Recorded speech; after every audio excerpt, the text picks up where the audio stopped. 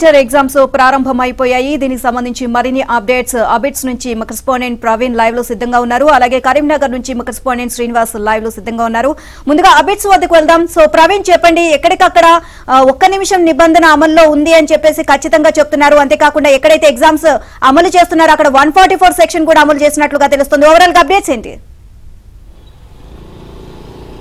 తెలంగాణ వ్యాప్తంగా కూడా ఎగ్జామ్స్ ప్రారంభమైపోయి కొద్దిసేపు క్రితమే ఓఎంఆర్ షీట్స్ కావచ్చు, ప్రశ్న పత్రాలు కూడా ఇవ్వడం జరిగింది. అయితే ఒక కఠినంగా 1 మినిట్ నిబంధన అయితే అమలు చేస్తామని పరిస్థితి కనిపిస్తుంది. 100 మీటర్స్ లోపల పూర్తిగా కూడా 144 సెక్షన్ అయితే అమలు చేస్తూ ఉన్నారు. దాదాపుగా మనం ఇక్కడ ఉన్నటువంటి సెంటర్లో దాదాపు 450 మంది విద్యార్థులు ఉన్నటువంటి పరిస్థితి కనిపిస్తూ ఉంది. దీని పక్కన ఉన్నటువంటి చుట్టుపక్కల షాప్స్ని కావచ్చు పూర్తిగా అన్ని కూడా క్లోజ్ చేసి పోలీసులు పారాగాస్తున్నటువంటి పరిస్థితి కనిపిస్తూ ఉంది. ఎందుకంటే కొంచెం సున్నితమైనటువంటి సెంటర్ కావడంతో పూర్తిగా కూడా ఎక్కడ క్లోజ్ చేసేసి పోలీసులు ఉన్నటువంటి పరిస్థితి మనం చూసుకోవచ్చు. దాదాపుగా 100 మీటర్స్లో ఉన్నటువంటి షాప్స్ అన్ని కూడా బంద్ చేసినటువంటి పరిస్థితి కనిపిస్తూ ఉంది. ముఖ్యంగా ఈ ఎగ్జామ్ స్టార్ట్ అవుతున్న నేపథ్యంలో రెవెన్యూ అధికారులు కావచ్చు, పోలీసు, విద్యుత్ శాఖ, అలాగే ఆర్టీసీ అధికారులు పూర్తిగా సమన్వయపరుచుకొని విద్యార్థులకు ఎవరికి కూడా ఇబ్బందులు కలగకుండా చర్యలు తీసుకుంటామన్న పరిస్థితి కనిపిస్తుంది. గతంలో చూసుకున్నట్లయితే ఆర్టీసీ బస్సుల్లో ప్రభుత్వ స్కూల్స్ నుంచి ఆర్టీసీ బస్సుల్లో తరలించే వాళ్ళు ఈసారి చూసుకున్నట్లయితే ప్రైవేట్ స్కూల్ బస్సులు కూడా వాటి సహకరించాయని చెప్పుకోవచ్చు. ఎందుకంటే ఆర్టీసీ బస్సులు గతంలో షెడ్ డౌన్ అయిపోయినటువంటి పరిస్థితి మనం చాలా దాఖలాల్లో చూసినటువంటి పరిస్థితి కనిపిస్తుంది. వాళ్ళు దాదాపుగా 10-15 నిమిషాలు కూడా లేట్గా వచ్చినటువంటి పరిస్థితి మనం చూసాము.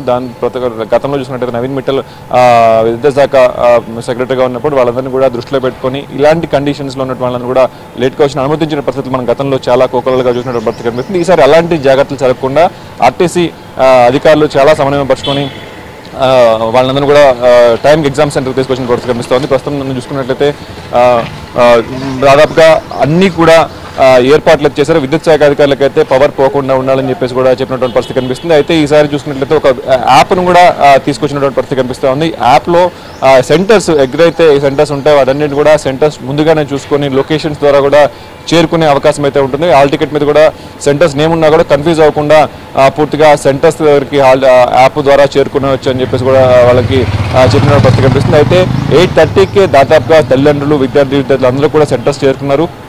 ఎవరు కూడా కఠినంగా 1 నిమిషం నిబంధన ఉండడంతో అందరూ కూడా దాదాపుగా ఎగ్జామ్ సెంటర్స్ వద్దకు చేరుకొని దాదాపు ఫుల్ స్ట్రెంత్ తోటి అయితే ఎగ్జామ్స్ అయితే నడుస్తున్నటువంటి పరిస్థితి అయితే కనిపిస్తూ ఉంది. నిల్మ ఈ రోజు నుంచి మార్చి 19 వరకు ఎగ్జామ్స్ అయితే కొనసాగుతూ ఉన్నాయి. దాదాపుగా పూర్తిగా 144 సెక్షన్ అయితే పూర్తిగా అమల్లో అయితే ఉంది. Nilma right, thank you.